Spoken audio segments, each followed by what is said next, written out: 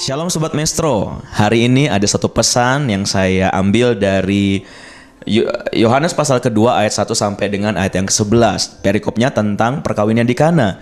Kita tahu kisah ini tentang bagaimana seseorang yang mengadakan sebuah pesta kehabisan anggur. Kemudian di situ ada Yesus dan murid-muridnya serta ibunya. Yesus diundang di situ. Ingat, ada undangan. Yesus pun dan murid-muridnya mendapatkan undangan. Bagaimana mujizat terjadi dimulai dari ketika kita mengundang Yesus dalam kehidupan kita. Kembali kepada cerita ini, kita tahu bahwa dalam pesta tersebut terjadi yang namanya masalah atau musibah kehabisan anggur. Apa yang dilakukan oleh Ibu Yesus dikatakan kepada murid-murid, kepada pelayan-pelayan yang ada di situ. Ya, sebelumnya Yesus ngomong Ibu Yesus ngomong kepada Yesus, mereka kehabisan anggur. Mereka mengalami yang namanya masalah. Mereka mengalami keadaan yang tidak baik dalam kehidupan mereka. Tolonglah mereka. Ibu Yesus minta tolong kepada Yesus. Setelah itu Yesus berkata, "Apa maumu, Ibu, daripada aku? Waktuku belum tiba, saatku belum tiba." Ya. Tetapi apa yang dilakukan oleh Ibu Yesus memerintahkan, menyampaikan satu pesan kepada para pelayan-pelayan, dan ini adalah kunci untuk kita bisa mengalami mujizat, yaitu dikatakan Ibu Yesus kepada pelayan-pelayan tersebut, lakukanlah apa yang diperintahkannya. Apa yang diperintahkan Yesus kepada mereka. Singkat cerita, Yesus memerintahkan kepada pelayan-pelayan tersebut untuk mencedok air dan mengisi kepada buli-buli yang kosong. Ya, dan akhirnya apa yang dilakukan oleh pelayan-pelayan tersebut? Mereka melakukannya.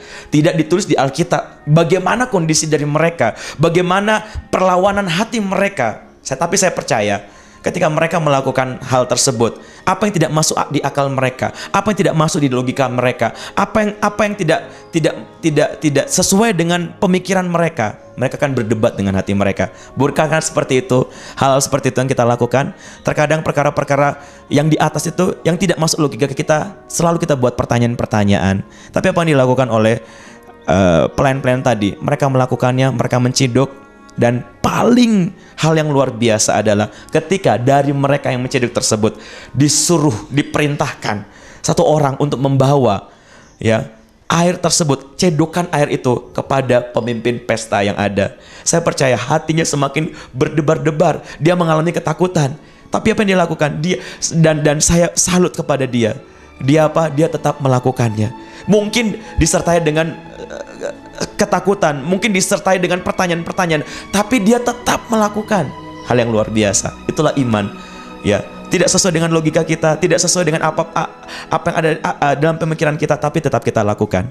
Sampai di dalam kepada pemimpin pesta, apa yang terjadi? Belum terjadi apa-apa. Tapi mujizat itu terjadi pada saat apa? Di ayat ke-9 dikatakan, setelah pemimpin pesta itu mengecap air yang telah menjadi anggur, mujizat itu terjadi di mana? Di dalam mulut. Di dalam mulut pemimpin pesta tersebut. Artinya apa? Untuk mujizat itu sangat dekat dengan kehidupan kita. Lebih dekat daripada pakaian yang kita pakai. Karena apa? Mujizat itu, apapun yang hari-hari ini menjadi pergumulan kita, mujizat itu sangat dekat dengan kehidupan Anda, yaitu di mulut Anda. Ketika Anda mulai memperkatakan perkataan iman, ketika Anda mulai memperkatakan kata-kata yang ada di dalam Alkitab, di situ akan terjadi mujizat asal Anda percaya. Iman Anda dibangkitkan, iman yang bukan hanya ada di dalam hati Anda, tetapi keluar dari mulut kita.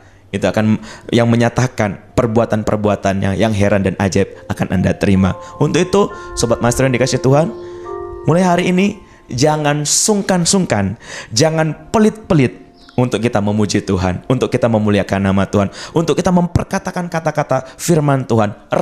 Dari perenungan firman Tuhan yang kita renungkan dalam kehidupan kita katakan, kita ucapkan lewat lidah mulut bibir kita. Bukan lagi kata-kata yang melemahkan, bukan lagi kata-kata omelan, bukan lagi kata-kata yang menggerutu, bukan lagi gosip, tetapi apa?